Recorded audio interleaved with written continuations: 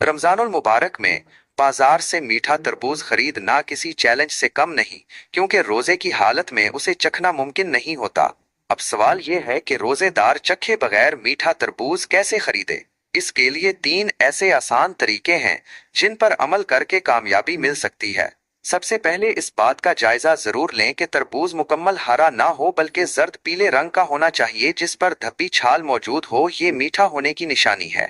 तरबूज को हाथ में उठाकर देखें कि ये अपने साइज के हिसाब से वजनी है या नहीं। अगर हल्का है तो ना खरीदें, क्योंकि ये फीका हो सकता है।